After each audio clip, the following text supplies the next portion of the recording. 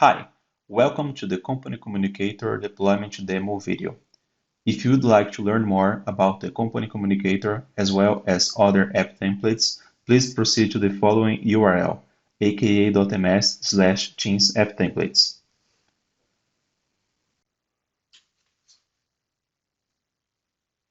The first part of the prerequisites is to make sure that you have Teams that will receive all the requests.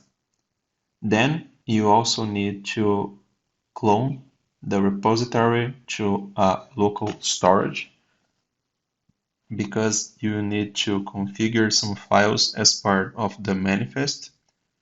Here I'm using git clone to download the repository to a local folder, but you could also download a zip file with the repository as well.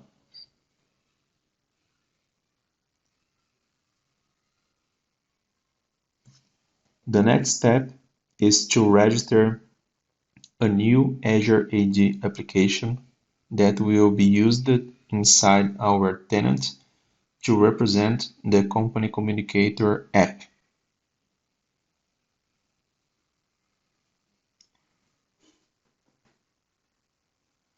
So you can click on New Registration to register a new app.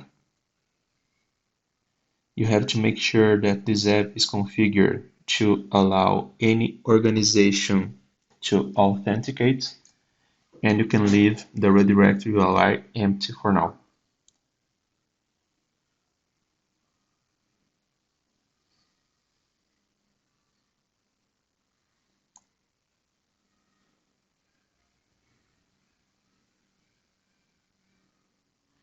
We highly recommend that you take note of the client ID and the tenant ID from this page.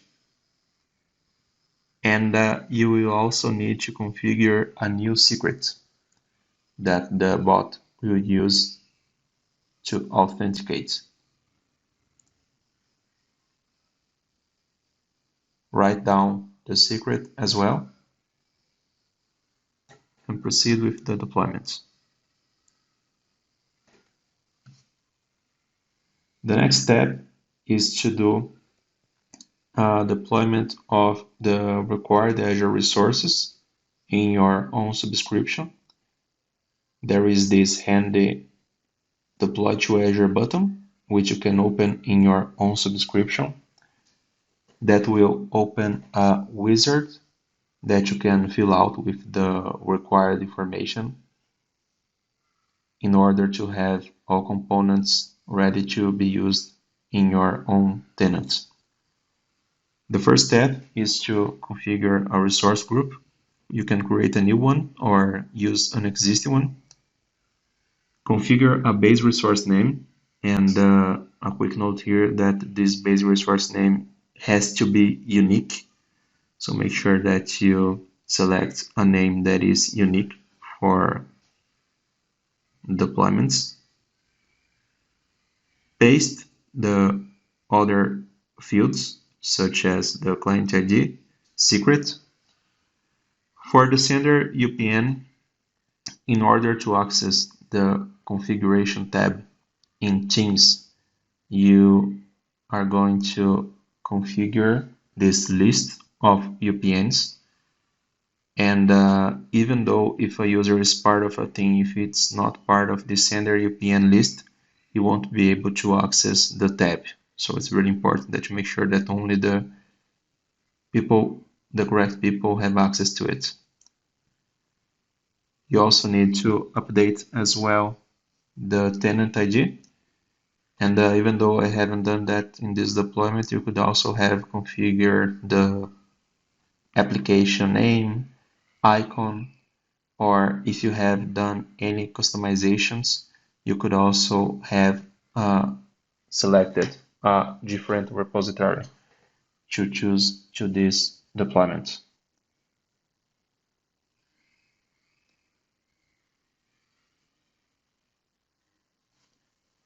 So for the next step, you're going to need to wait for the deployment to complete, and it will return to you two outputs, which are the bot ID and the app domain. So I'm going to pause this video for a moment and return once the deployment finishes.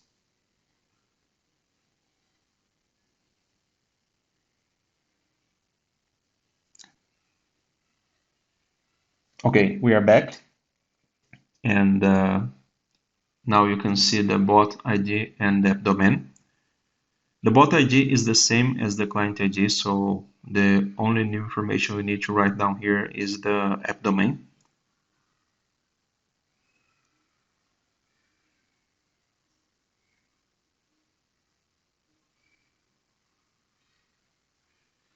And the next step is to configure authentication. So you can now update the redirect URL using this format. And we also recommend that you write down the redirect URL for reference. You can copy and paste this example and update it with your own app domain from previous step.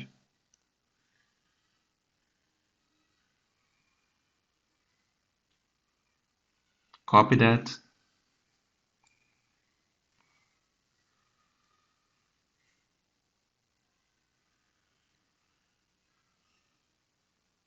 Open the Authentication tab in your company Communicator application inside Azure AD. And if you cannot see the redirect URI, you can click on Add a Platform, select Web, and then paste the new redirect URL.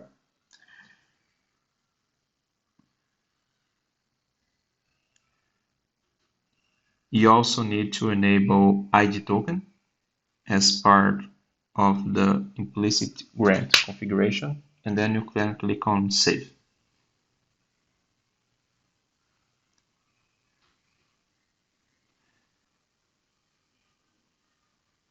The last step is to expose an API for this application.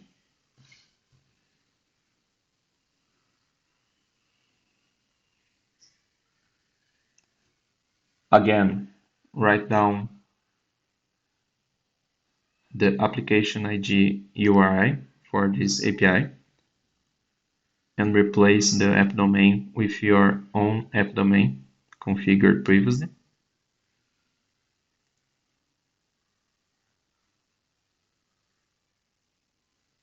And click on Save.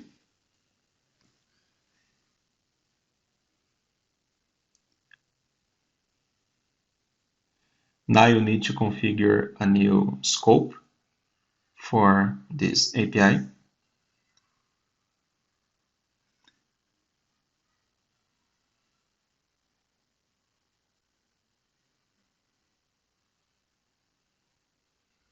Select admins and users for who can consent,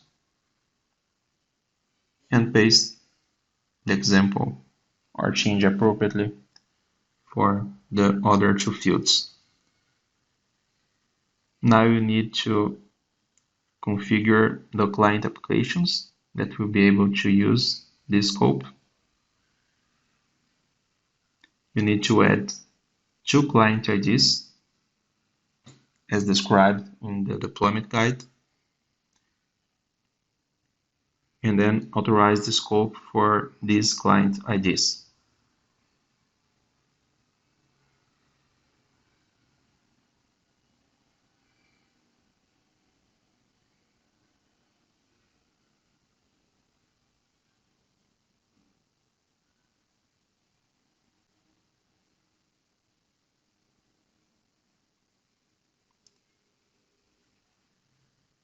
The last step from the Azure configuration is to update the manifest. So you can browse and go down until you find the optional claims.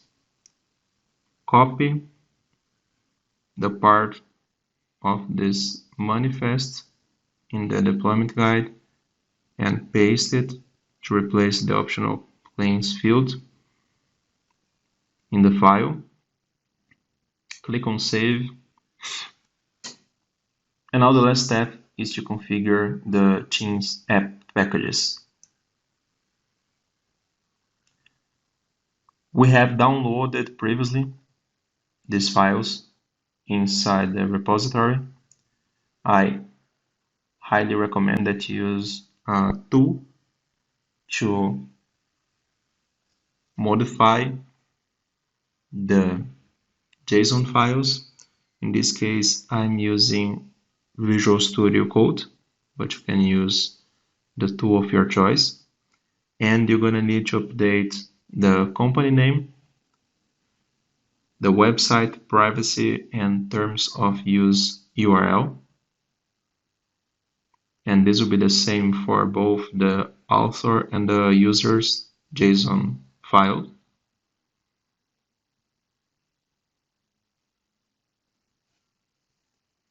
You're also going to need to update the app domain in the manifest, so you can copy and paste from your notes.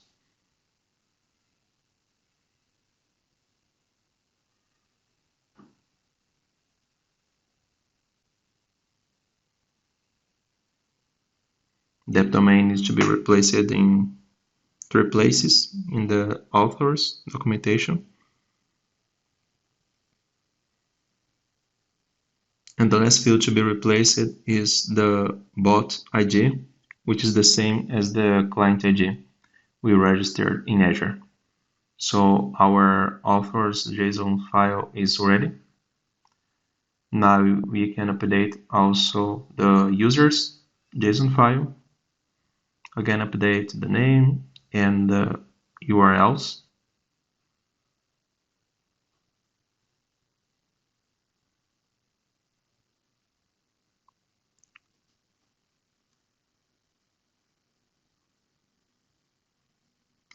You can copy the bot ID from the author's JSON file as well.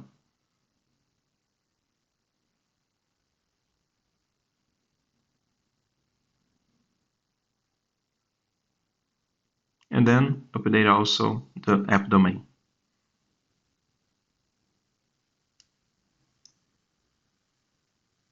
In order to upload the zip file to Teams, you need to make sure that the JSON file is named manifest.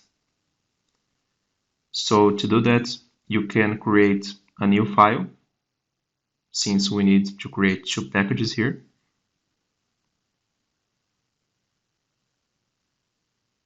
Name it manifest.json, and then copy and paste the content of the author's file, and then later on the user's.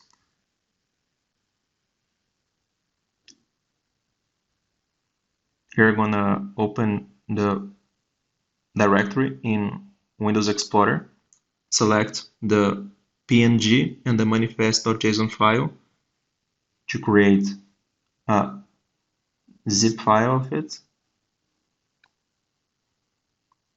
You need to do this process 2 times. One for the author's app and one for the user's app. And you can leverage the existing manifest.json file.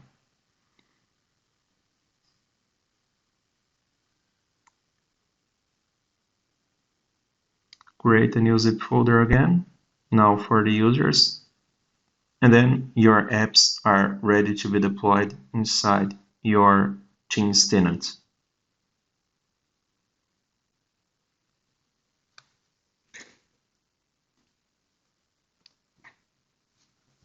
So you have 2 options here. You can choose to open the Apps tab inside your Teams if you have enabled sideload and click on Upload a custom app, which is not configured for my tenant. And you can also open the Teams app catalog to upload the file and later on configure a permission policy to select who will be able to install these apps in your own tenants. So first, I'm gonna upload the authors file,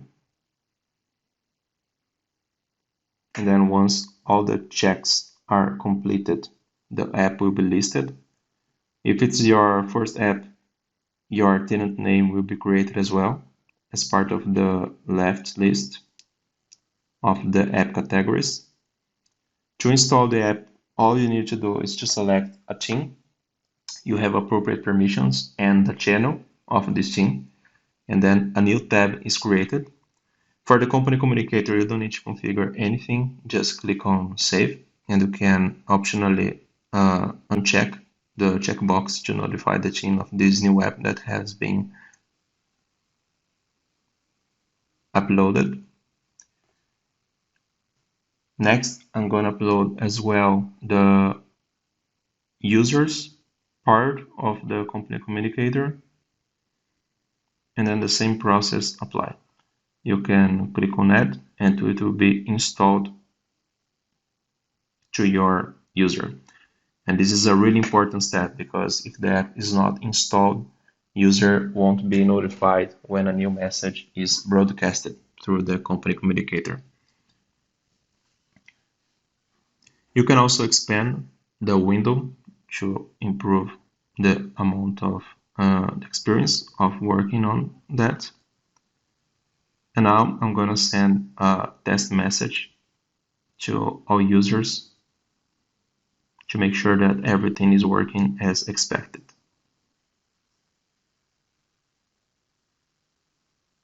As you can see, the default card configured for the company communicator app template allows you to select a title, an image, a content, an author, and then a call to action. It is a button which users can click to open a link of your choice.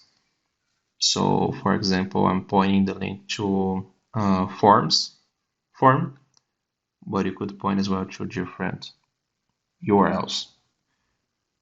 From the message sending perspective, you can configure the message to be sent to the general channel, to all users of a team where the application has been installed, or to all users in the company.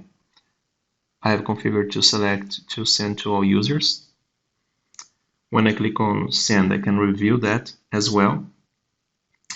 And then when I click on send again, the message will be sent to a queue where it will be sent to all users that have previously installed the application. As you can see, the process is really straightforward. The user has already received the company communicator message, and it can be accessed from both the app as well as the chat list of the user. Now, from the admin point of view, you can configure two pieces as part of the company communicator deployment. One is a permission policy, where you will define who can have access to each application. And this can be useful for the authors application. So you can configure a particular policy for the authors. And then you can configure also a setup policy to make sure that all users in your organization have the app pre-installed. So you can search for the app and then add it to the setup policy of your users. And then once the policy completes, all of them will have access to the application by default. Last but not least, I want to demo how you can work around a scenario in which an existing user have access to the team but cannot open the company communicator tab. This usually happens because the user wasn't given access to the company communicator tab from inside the Azure deployment. You can solve that by opening the app service of the Company Communicator deployment in Azure, and in the configuration, modifying the valid UPNs list by adding the UPN of the user which wasn't given access to the tab before.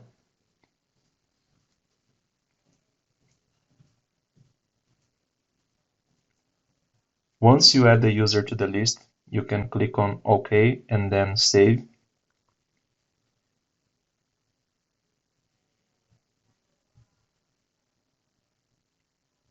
So that the changes will be saved to your app deployment. After that, if you open the valid VPNs list, you can confirm that the user is now part of the authorized users. And inside Teams, if you refresh the tab, you are now able to access the Company Communicator experience, author experience as well. If you have any questions, please let us know in the comments. Thanks for watching.